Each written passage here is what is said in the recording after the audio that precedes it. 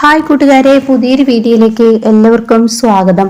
അങ്ങനെ സോയിൽ ടെസ്റ്റിൽ കളി നടത്തിയിരിക്കുന്നത് ശിവാനിയാണെന്നുള്ള സത്യം മനസ്സിലാക്കിയിട്ടാണല്ലോ പാറു വീട്ടിൽ വരുന്നത്. അങ്ങനെ ശിവാനി അങ്ങനെ ഓരോ ചോദ്യങ്ങൾക്കും ഉള്ളും മുനയും വെച്ചിട്ടാണ് സംസാരിക്കുന്നത്. ഇതേ സമയം സോയിൽ ടെസ്റ്റ് നടന്നില്ല, ഏട്ടൻ ആ കമ്പനി അവിടെ ഇടാൻ കഴിയില്ല എന്ന സത്യം പ്രണവ് അറിയുമ്പോൾ പ്രണവ് പറയണേ, ഇനി ഇതങ്ങനെ വെറുതെ പാടില്ല. എൻ്റെ ഏട്ടൻ എത്ര തോറ്റു കൊടുത്തിട്ടും ആ CKC എൻ്റെ ഏട്ടനെ തോൽപ്പിക്കുകയാണെങ്കിൽ ഇനി ശരിയാവില്ല.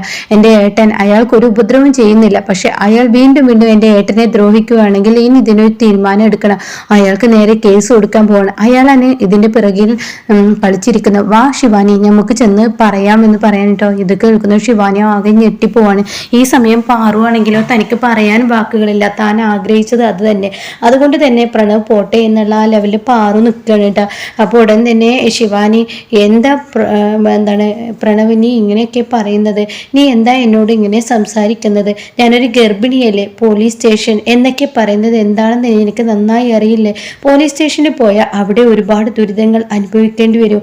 ഈ സമയം എനിക്കും എൻ്റെ കുഞ്ഞുങ്ങൾക്കും അവിടെ പെട്ടെന്നുണ്ടാകുന്ന ആ ഷോക്കിൽ എനിക്കെന്തെങ്കിലും സംഭവിച്ചു കഴിഞ്ഞാൽ പിന്നെ കുഞ്ഞിനും അത് സംഭവിക്കില്ലേ എന്നൊക്കെ പറയാനേട്ടോ. അപ്പോൾ അത് കേട്ടോടെ ഉടൻ തന്നെ പ്രണവ് പറഞ്ഞു, ശരിയല്ലോ, ഞാൻ എന്തൊരു മണ്ടനാണ്, ഞാനത് ആലോചിച്ചില്ല. അപ്പോഴേക്കും പാറു ഇവളുടെ വാക്കുകളിൽ വീണ്ടു പോവാണല്ലോ. ഈശ്വര, എൻ്റെ കുഞ്ഞിന് തെറ്റ് ശരിയും തിരിച്ചറിയാൻ കഴിയുന്നില്ലല്ലോ എന്ന മനോഭാവത്തോടു കൂടി ഇങ്ങനെ പാറു നിൽക്കുമ്പോൾ ഉടൻ തന്നെ വീണ്ടും പ്രണവ് പറയണേ, എങ്കിൽ നീ വരണ്ട, ഞാൻ പോയിക്കോളാം, ഞാൻ പോയി കേസ് കൊടുക്കാം. എൻ്റെ ഏട്ടനെതിരെയാണ് ഇതൊക്കെ ചെയ്തിരിക്കുന്നത്. എൻ്റെ ഏട്ടനെ ജീവിക്കാൻ സമ്മതിക്കില്ലെങ്കിൽ അവൻ്റെ ആ ഒരു പോരുവിളി ഇതോടുകൂടി നിർത്തണം എന്നിങ്ങനെ പ്രണവ് പറയുമ്പോൾ ഉടൻ തന്നെ ശിവാനി, ഈശ്വര പെട്ടല്ലോ, എന്തൊരു കഷ്ടമാണ്, ഞാനും കൂടി ഇതിൽ പ്രതിയാവല്ലോ എന്ന ഭാവത്തിൽ നിൽക്കുമ്പോൾ പാറു ശിവാനി മുഖഭാഗം അങ്ങനെ ശ്രദ്ധിക്കുന്നുണ്ട് കേട്ടാ. അപ്പോൾ ഉടൻ തന്നെ ശിവാനി വീണ്ടും ഇടപെടാണ്. പ്രണവ്, ഞാനൊന്ന് പറയട്ടെ, നീ എന്താണ് ഈ കാണിക്കുന്നത്? ഒരിക്കലും നീ പോവല്ലേ. നിനക്ക് എന്തെങ്കിലും സംഭവിച്ചാൽ ഞാൻ എന്താണ് ഉണ്ടാവുക എന്നറിയോ? എൻ്റെ കുഞ്ഞിന് അച്ഛനെ ഉണ്ടാവില്ല, അതുകൊണ്ട് നീ പോവരുത്. അവിടെ CKC എന്തോ കാണിച്ചോട്ടെ, നമുക്ക് അയാളുടെ പിറകെ പോണ്ട എന്ന് പറയുമ്പോൾ ഉടൻ തന്നെ വസുന്ധര ഇടപെട്ട് വസുന്ധര പറയാണ്, പ്രണവ് അവൾ പറയുന്നതിലും കാര്യമുണ്ട്, CKCയുടെ പിറകെ പോണ്ട, നമുക്ക് നമ്മുടെ പണി നോക്കാം. എന്തായാലും ഗൗതം ആ ഭൂമിയിൽ അവനത് വെക്കുമെന്ന് പറഞ്ഞിട്ടുണ്ടെങ്കിൽ തീർച്ചയായും വെച്ചിരിക്കും എന്ന് പറയട്ടോ. ഇതേ സമയം ശിവാനിയെ നിധി വിളിക്കാണ്. നിധി വിളിച്ചിട്ട് ശിവാനിയോട് പറയാണ്, ഡി, നിന്റെ കള്ള ഗർഭനാടകമുണ്ടല്ലോ അത് ഞാൻ പൊളിച്ചെടുക്കും. അത് കേൾക്കുന്ന ശിവാനി ഒന്ന് ഞെട്ടിപ്പോവാണ് കേട്ടോ. നീ എന്താടി വിചാരിച്ചിരിക്കുന്നത്? നീയും CKCയും ചേർന്ന് എൻ്റെ ഗൗതമിൻ്റെ സോയിൽ ടെസ്റ്റ് നിങ്ങൾ മുടക്കിയാൽ എൻ്റെ ഗൗതമിന് അവിടെ ആ ഭൂമിയിൽ ഇനി ബിൽഡിംഗ് പണിയാൻ കഴിയില്ല എന്ന് നിനക്ക് തോന്നുന്നുണ്ടോ? എന്നാൽ അത് പണിയിച്ചിരിക്കും. അവിടെ ഇപ്പൊ അടുത്ത് തന്നെ ഞങ്ങളുടെ ബിൽഡിങ്ങിന്റെ വർക്കും തുടങ്ങും. ഗൗതം ഒരു ബിസിനസ് സ്റ്റാർട്ട് ചെയ്യും, അത് ഉറപ്പുള്ള കാര്യമാണ്. അത് കേട്ടോടെ തന്നെ ശിവാനി പറയണേ, ഇതുപോലെയുള്ള വെല്ലുവിളികൾ ഞാൻ ഒരുപാട് കേട്ടതാടി. ഇനി നിന്റെ വെല്ലുവിളികൾക്കൊന്നും എൻ്റെ അടുത്ത് വില പോകില്ലടി, അതുകൊണ്ട് നീ നിന്റെ പണി നോക്കിയെന്ന് പറയണ്ട. അപ്പൊ അത് കേൾക്കുന്ന നിധി പറയണേ, നിനക്കുള്ള പണി ഞാൻ ഇപ്പൊ അടുത്ത് തന്നെ തരും. നിന്റെ വയറ്റിൽ ഒരു കുഞ്ഞു പോയി, ഒരു പൂച്ചക്കുഞ്ഞു പോലും ഇല്ലെന്നുള്ള സത്യം പ്രണവിന് മുന്നിൽ ഞാൻ തെളിയിക്കും എന്ന് പറഞ്ഞ് ഫോൺ കട്ടാക്കുമ്പോൾ ആകെ പേടിയാവും കേട്ടോ. ഈശ്വര, താനിനി എന്ത് ചെയ്യും എന്ന പ്രതിസന്ധിയിൽ ഇങ്ങനെ നിൽക്കാം കേട്ടോ. ആ സമയമാണ് പ്രണവിന്റെ അടുത്തോട്ട് പാറു വരുന്നത്. പാറു വന്നിട്ട് പ്രണവിനോട് പറയണേ, പ്രണവ്, നാളെ നമുക്ക് അമ്പലത്തിലോട്ട് പോകണം എന്ന് പറയട്ടെ. ഇത് കേട്ട ഉടനെ പ്രണവ് ചോദിക്കുക, എന്തിനാ അമ്പലത്തിൽ പോകുന്ന അമ്മേ? അതെ, ശിവാനിക്ക് യാതൊരു കുഴപ്പങ്ങളും നിനക്കും യാതൊരു കുഴപ്പങ്ങളും ഇല്ലാതെ ഈ നമ്മുടെ ഈശ്വരമംഗലത്തേക്ക് 2 പേരക്കുഞ്ഞിനെ പ്രസവിച്ച് കിട്ടാൻ ഞാനൊരു വഴിപാട് നേർന്നിട്ടുണ്ട്, അതുകൊണ്ട് തന്നെ അങ്ങോട്ടേക്ക് പോകണം എന്ന് പറയണേ. അപ്പൊ ഇത് കേട്ട ശിവാനി പറയാണ്, അതിന് ആന്റി പോയി ചെയ്താൽ പോരാ, നീയും വരണം, അതുപോലെ തന്നെ ഈ പറയുന്ന പ്രണവും വരണം എന്ന് പറയട്ടെ. ഇത് കേൾക്കുന്ന ശിവാനി, ഈശ്വര ഞാനോ? അതെന്താ, നിനക്ക് അമ്പലത്തിൽ കടക്കാൻ പറ്റില്ലെന്നുണ്ടോ? അത് കേട്ടോടുന്ന്, ആന്റി ഇല്ല, ഞാൻ വരാം, എന്നാൽ നാളെ റെഡി ആയിക്കോളൂ എന്ന് പറയാനേട്ടാ. പിന്നീട് പാറു നിധിയോട് വിളിച്ചിട്ട് പറയണേ, നീ പറഞ്ഞതുപോലെ നാളെ ഞാൻ അവരെ അമ്പലത്തിൽ കൊണ്ടുവരും, എന്നാൽ ശരിയെന്നും പറഞ്ഞ് ഫോൺ കട്ട് ചെയ്യുന്നുണ്ട് കേട്ടോ. അങ്ങനെ പിറ്റേ ദിവസം രാവിലെയായി. നിർമ്മലയും നിധിയെയും ഒരുമിച്ച് അമ്പലത്തിൽ കാണിക്കുന്നുണ്ട്. അവര് എന്താ ഈ പാറു വരാത്ത? ഒത്തിരി നേരമായി പാറുവിനെ വിളിച്ചും കൊണ്ടിരിക്കുന്നത്, പക്ഷെ പാറു വരുന്നില്ലല്ലോ, പാറു ഫോൺ എടുക്കുന്നില്ലല്ലോ.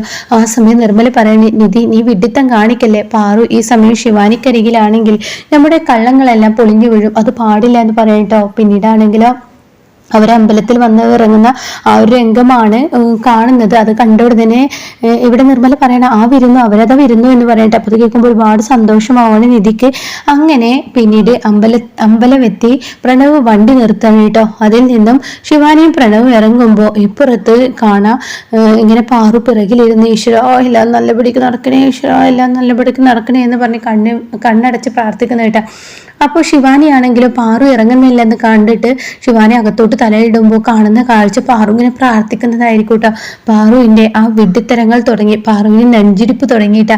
അപ്പോൾ ഉടൻ തന്നെ ശിവാനി ഇത് ചോദിക്കുമ്പോൾ പാറു ഞെട്ടിപ്പോവാണ്. അപ്പോൾ പാറുവിനോട് ചോദിക്കുക, എല്ലാം അമ്പലം അവിടെയാണല്ലോ, പക്ഷെ കാറിനുള്ളിൽ എന്തിനായി പ്രാർത്ഥിക്കുന്നത്? അല്ല, അമ്പലം കണ്ടപ്പോൾ ഞാനൊന്ന് അമ്പലത്തെ ബഹുമാനിച്ചതാണ്, അങ്ങനെ ചിന്തിക്കാൻ വേണ്ടി അങ്ങനെ സംസാരിക്കാനായിട്ടോ. ഓ, എന്തൊക്കെയാണ് എൻ്റെ അമ്മ കാട്ടുന്നത് എന്നും പറഞ്ഞ് പ്രണവ് തൻ്റെ അമ്മയോട് പുറത്തിറങ്ങാൻ പറയാനായിട്ടാ. ഈ സമയം ഉടൻ തന്നെ പാറു പറയാ, അയ്യോ എനിക്കിപ്പോൾ പുറത്തിറങ്ങാൻ കഴിയില്ല. അതെന്താ അമ്മേ, നമുക്ക് പുറത്തിറങ്ങാൻ പറ്റാത്ത എന്തെങ്കിലും അസുഖമുണ്ടോ? എന്താ ആൻറ്റി ഒരു ഉരുണ്ടുകളി ഉണ്ടല്ലോ, എന്താ ആൻറ്റിയുടെ അടുത്ത്? അയ്യോ എനിക്കൊന്നുമില്ല, എനിക്ക് കുറച്ച് വെള്ളം കുടിക്കണം, അതിനു വേണ്ടിയാണ് ഞാൻ വെള്ളമൊക്കെ കുടിച്ച് സാരിയൊക്കെ നേരെയൊക്കെ ഒന്ന് വരാം, നീ അവിടെ വിൽക്കുന്ന നെയ്വിളക്ക് വാങ്ങുക എന്ന് പറയുന്നുണ്ട് കേട്ടോ. ഇതേ സമയം ശരി എന്നും പറഞ്ഞിട്ട് അവർ നെയ്വിളക്ക് വാങ്ങാൻ പോവാണ്. എന്നാൽ ഇതിനിടയ്ക്ക് നിധി എന്ത് ചെയ്യുന്നുണ്ടാവും, അവിടെ ഒരു ഇളനീർ വെട്ടുകാരൻ ഉണ്ടാവും കേട്ടോ. അയാളോട് ചെന്നിട്ട് അയാളുടെ അരികിലോട്ട് ചെല്ലണം. അപ്പം നിധി നിനക്കെന്താ വേണ്ട? ഇളനീരാണ്. അല്ല, നിങ്ങളുമായി തനിച്ച് സംസാരിക്കുന്നത്, എന്നുമായി തനിച്ച് സംസാരിക്കുന്നത്, എന്ത് സംസാരിക്കാം, അതൊക്കെ ഞാൻ പറയാം, നീ വാ എന്നും പറഞ്ഞിട്ട് അയാളെ നിധി വിളിച്ചു കൊണ്ടുപോവാണ് കേട്ടാ. അപ്പോൾ തന്നെ അയാളെ, എന്താ മോളെ നിനക്ക് വേണ്ടത്? അങ്കിൾ, എനിക്കൊരു ഹെൽപ്പ് ചെയ്യുമ്പോൾ, എന്ത് ഹെൽപ്പാണ് നിതിന് ഞാൻ നിനക്ക് ചെയ്യേണ്ടത്? ഇത് കുറച്ച് റിസ്ക് ഉള്ള പണിയാണ്. അയ്യോ എന്നെ വെറുതെ കൊടുക്കല്ലേ. അല്ല, 2 ഇളനീർ ചോദിച്ച ഒരു പെൺകുട്ടി അങ്ങോട്ടേക്ക് വരും. ആ സമയം ഒരു ഇളനീരിൽ മയക്കുപിടി ചേർത്തണം എന്ന് പറഞ്ഞിട്ട് ഇത് കേൾക്കുന്ന അയാൾ പറയണ, അയ്യോ കുഞ്ഞെ, ഞങ്ങളുടെ ജീവിതം ഇങ്ങനെയാണ് പോകുന്നത്, ഈ ഇളനീർ കച്ചവടം ചെയ്തിട്ട് ഇതിൽ മയക്കുപിടി ചേർത്തിട്ട് ആ പെൺകുട്ടിക്ക് എന്തെങ്കിലും ആപത്ത് സംഭവിച്ചാൽ തീർച്ചയായും ഞാൻ പോലീസിൽ പിടിക്കപ്പെടും, അത് ഉണ്ടാവാൻ പാടില്ല, അതുകൊണ്ട് ഞാൻ ചെയ്യില്ല. അങ്കിൾ, ഒരു നല്ല കാര്യത്തിന് വേണ്ടിയാണ് ഈ വരുന്ന പെൺകുട്ടി ഞങ്ങളുടെ കുടുംബം തകർത്തും കൊണ്ടിരിക്കുകയാണ്, ഞങ്ങളെ എല്ലാവരെയും ഗർഭിണിയാണെന്ന് പറ്റിച്ച് ഞങ്ങളെല്ലാവരും തകർക്കുകയാണ്.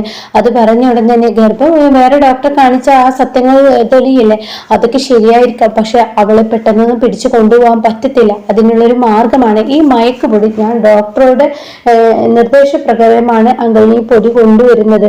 അപ്പൊ ഈ മയക്കുപൊടി ഇളനീരിൽ ചേർത്ത് അവൾക്ക് കുടിക്കാൻ കൊടുക്കണം, തീർച്ചയായും അവളത് കുടിക്കും.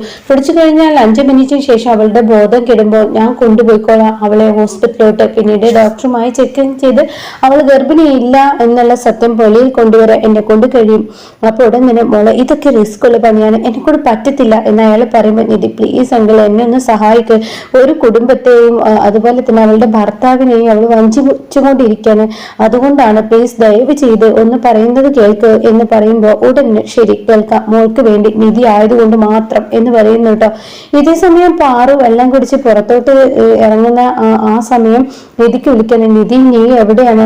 ഞാനിവിടെ അമ്പലത്തിനുള്ളിലുണ്ട് ആൻറ്റി, ഇയർഫോൺ ചെവിയിൽ വെച്ചേക്ക്, പക്ഷെ ഇയർഫോൺ കാണാൻ പാടില്ല, കാണാത്ത വിധം വേണം അത് ചെയ്യാൻ എന്ന് പറയുമ്പോൾ തീർച്ചയായും ഞാൻ ചെയ്തോളാം, എന്നാൽ ഫോൺ സൈലന്റിലാക്കിയേക്ക്, ഞാൻ വിളിക്കുമ്പോൾ ആൻറ്റി ഫോൺ എടുക്കണം. ശരി ഞാൻ ചെയ്തോളാം, എന്താണ് നീ ചെയ്യാൻ ഉദ്ദേശിക്കുന്ന പരിപാടി അതൊക്കെ പിന്നെ പറയാം എന്ന് പറയുന്നു കേട്ടോ. അങ്ങനെ ഈ സമയം പാറു ഇങ്ങനെ പ്രണവിന്റെയും കാർത്തികിന്റെയും അരികിലോട്ട് ചെല്ലാണ്. അപ്പൊ ഉടൻ തന്നെ അമ്മ എന്ന് പറഞ്ഞ് പ്രണവങ്ങ് വിളിക്കുമ്പോഴേക്കും ഉടൻ തന്നെ പാറു പറയണേ, നീ നെയ്വിളക്ക് കാണാൻ എന്തൊരു ഭംഗിയാ. അത് കേട്ടോട് തന്നെ അവിടെ പ്രണവും ശിവാനി, എന്താ ആന്റിക്ക് വല്ല പ്രശ്നമുണ്ടോ?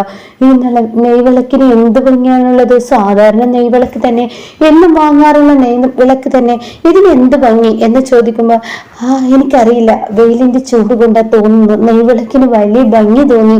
അത് കേൾക്കുന്ന പ്രണവ്, അമ്മ എന്താ ഈ പറയുന്നത്?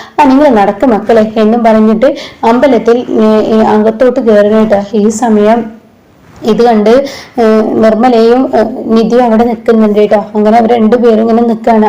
അതേസമയം നിർമ്മല കാണാൻ പാടില്ലല്ലോ, നിർമ്മലയെ കാണാതെ ഇരിക്കുന്നുണ്ട് കേട്ടോ. നിർമ്മലയോട് പറയുന്നുണ്ട്, അമ്മ കാണാൻ പാടില്ല ഒരിക്കലും എന്നും പറയുന്നുണ്ട് കേട്ടോ. ഈ സമയം നിധി വിളിച്ചിട്ട് പറയാണ് ഇയർഫോൺ ചെവിയിൽ വെക്കുക എന്ന് പറയണത്. അങ്ങനെ ആരും കാണാതെ ചെവിയിൽ വെക്കാണ്. പിന്നീട് സാരി കൊണ്ട് തൻ്റെ ചെവി മൂടുകയാണ് കേട്ടാ. ഇതേ സമയം പെട്ടെന്ന് ശിവാനിയും പ്രണവും തിരിഞ്ഞു നോക്കുമ്പോൾ പാറു കാണാൻ തലയിൽ ഷോൾ ഇട്ടിരിക്കുന്നത് കണ്ടുവിടുന്നത്. എന്താ ആൻറ്റി ഷോൾ എന്തിനാ തലയിൽ ഇട്ടിരിക്കുന്നു, സാരിത്തുമ്പ് എന്തിനാ ഇട്ടിരിക്കുന്നു, എന്തായാലും പ്രശ്നമുണ്ട്. അത് പിന്നെ പ്രശ്നമുണ്ട്. എന്ത് പ്രശ്നം? നല്ല വെയിലാണ്, ഈ വെയിൽ കൊള്ളാൻ എനിക്ക് കഴിയില്ല. വെയിലോ? എന്താ നമുക്ക് വൈകുന്നേരം വന്ന് നിവേദ്യം നടത്താൻ അങ്ങോട്ട് പോകുന്നേക്ക്? അല്ല വേണ്ട, വൈകുന്നേരം വേണ്ട, ഇപ്പൊ തന്നെ ഇത് ചെയ്യണം, ഇത് നിങ്ങൾക്ക് വേണ്ടി ഞാൻ വഴിപാട് ചെയ്തതാണ്, അതൊന്ന് നിങ്ങൾ നടക്കുകയെന്ന് പറയണ്ടേട്ടാ. അപ്പോൾ ഉടൻ തന്നെ പാറുവിൻ്റെ ഈ കാട്ടിക്കൂട്ടലൊക്കെ കാണുമ്പോൾ ശിവാനിക്ക് എന്നെ ചെറുതായ സംശയം തുടങ്ങാനായിട്ട്. അപ്പൊ ഇതിന്റെ ബാക്കി റിവ്യൂ കേൾക്കാൻ താല്പര്യമുള്ള ചാനൽ സബ്സ്ക്രൈബ് ചെയ്തിട്ടാ ഞാൻ ഇതിന്റെ ബാക്കി റിവ്യൂ വൈകിട്ട് പറയാട്ടോ. അപ്പൊ ശിവാനിയുടെ ഗർഭനാടകം പൊളിക്കാൻ വേണ്ടിയാണ് നിധി മയക്ക് പിടി കൊടുക്കുന്നതായിട്ടോ.